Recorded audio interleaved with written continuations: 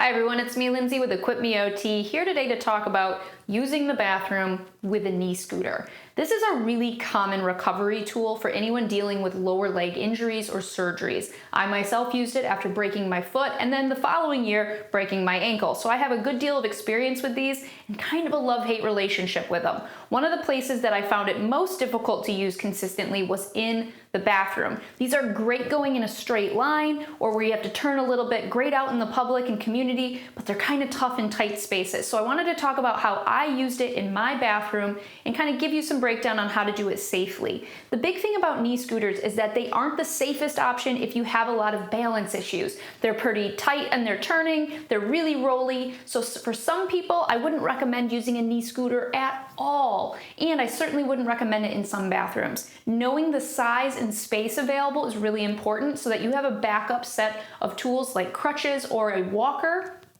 to get into a tighter bathroom space. This is common in situations where individuals return to work and find out that their bathroom is not going to accommodate the size necessary for a traditional knee scooter. Now, a little bit of background about this particular knee scooter. This is a knee Rover. It is their indoor basic model. It doesn't have too many bells and whistles, and I like it because it has a nice narrow base of support so I can get through almost any doorway. It also has the smaller wheels. The pneumatic wheels are a little bit harder to turn, but better for outdoor use. So this is my go-to inside walker or a knee scooter, and then it's adjusted to my size, making sure you have it adjusted properly, and then most importantly, make sure you know how to use your brakes. When you do your transfer, which I'm going to show in just a second, you want to be able to lock both brakes, which for this model is a squeeze and then the pressing of a button until it holds it in place, squeeze, hold it in place. You want to lock the brakes during any transfers to keep the scooter from scooting away on you and just generally improve your safety and reduce your risk of falls. Okay, so my bathroom here is really designed as a galley, which is very common in a lot of spaces. When you have a galley style bathroom, typically the toilet is going to be sandwiched between either a counter or a tub in this situation, and you're going to be coming in straight on. Now, the key to this is knowing which side you're going to be accessing.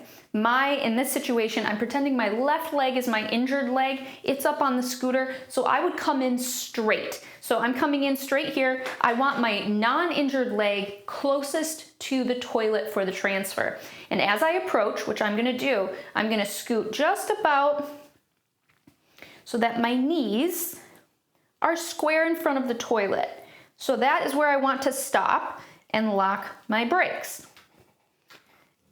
Okay, you see it takes a little bit of fussing, but I promise you it's worth it for the reduced fall risk. My brakes are locked, I'm in front of my toilet. I'm gonna pivot slightly now, but I'm going to keep my knee on the scooter pad because I want two legs on the ground and essentially the scooter's acting like my other leg when I go to do my clothing management. So from here, with my knee still up on the scooter pad, I'm going to drop my pants down to that knee height. You don't want to go much lower than this, mostly because you can't because your knee's on the scooter.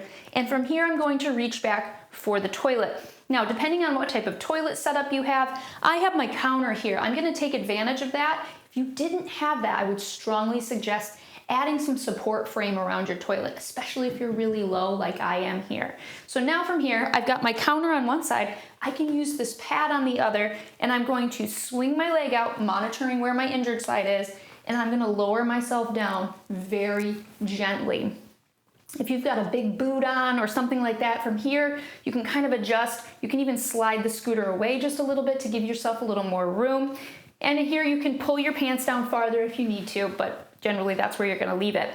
The nice thing about having the scooter directly in front of you is early on in my recoveries, I had terrible throbbing pain anytime my foot was down like this. So even on the toilet, I'd have to give myself a break of elevating. This was like the first couple weeks. And so I would take my scooter and I would do this. And that way I could get my leg elevated for even brief periods of time.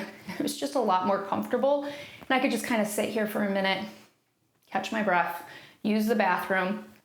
And then when it's time to be transferring off, I would put my leg back down, do my hygiene from here, do it seated. If you have to do it from standing, you can, but it's just generally easier if you can do it from seated. And at this point, you want to make sure, right before you transfer, that you pull your pants all the way up.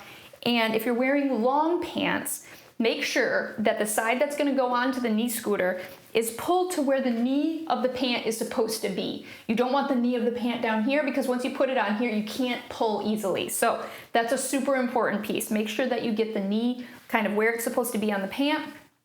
My strong leg here, my injured side here, I'm gonna, as quickly as possible, I'm gonna get my knee up onto this scooter because that's gonna give me my balance back. So I'm gonna push myself up, pop right onto the scooter. Now I know I made that look relatively easy. For a lot of people, that's not that easy and it takes a bit, so you have to balance yourself. But the quicker you can get that leg up, now I've got two legs on the ground. I've got my scooter and my strong leg. Now I can pull up my pants the rest of the way and then head over to wash my hands and back out of the bathroom, okay? So that's how I would do it for a left-sided injury. Now we're gonna switch it around to show you what it looks like for a right-sided injury with this setup. Okay, so now my right side is elevated up on the scooter and you can see I'm backing in. So if my door was here, my toilet was here, we're just reversing the last process. So again, I'm not gonna take quite as long in the explanation, but we're still gonna back up, line our knees up with the toilet. Very importantly, we're gonna lock our brakes. I'm gonna pivot, monitoring where my leg is. I'm gonna pull my pants down to my knees. And then from here, I'm gonna reach back. I can use this, kick the leg out, and lower myself down onto the toilet. You can push this a little bit away. It takes a little bit of practice to know exactly where to have the scooter so that you have the best clearance here. But again, I can raise my leg up if I need to, or down. I use the bathroom. Then when I go to get back up, I'm gonna do the same thing. It's a quick pivot to get this knee back up here. So check the pants, make sure my knee is lined up, stand, knee up, pants up, and you're off to the races. And that's that. Now, one last thing is if you're in a bathroom setup that does not have a galley style, but is instead a traditional like water closet or even public restroom where the toilet is directly in from the door. This is a really common setup you'd see in a lot of homes. What you would do is back into those bathrooms as well, because again, you want to make sure that you're staying as close to the toilet as possible during the process. So excuse my faking here. I'm gonna show you how this looks when we pivot the toilet or pivot the scooter. So if I was coming into this bathroom from where you are positioned and back up to the toilet, what I would do, pretend it's my left leg. This is really important. When you do this, you're going to have to turn your leg out and away from the toilet because your boot, your shoe, whatever casting you have here is likely to bump into the toilet if you get too close. So just know that space is going to be really tight in this situation, and depending on the direction that the door swings, you may not be able to close the door. So that's another thing to consider if you're in a public space. All right, so again, I'm gonna lock my brakes. I've got my foot pivoted out like this, and I'm kind of turning my body a little bit so it's not so torquey on my hips. I'm gonna drop my pants down here. Again, before I go to sit, I'm gonna reach back here, and again, I'm gonna sit down from there. From here, I can use the restroom. I can pull my pants down a little bit farther. I can raise my foot up if I need to, depending on the length of your leg. You may not have this ability. Finish. Again, I'm gonna check my pants, knees clear, get that knee back up on the scooter pad, pull your pants up, and exit the bathroom. Straight out. So as you can see, different bathroom setups are going to offer different challenges with the scooter, but hopefully with this tutorial you'll have some idea of how to modify it for your needs. If you have any questions or comments, feel free to leave them down below. And as always, if you need more information on how to stay safe and independent in your home and community, consider subscribing to EquipMeOT. Thank you.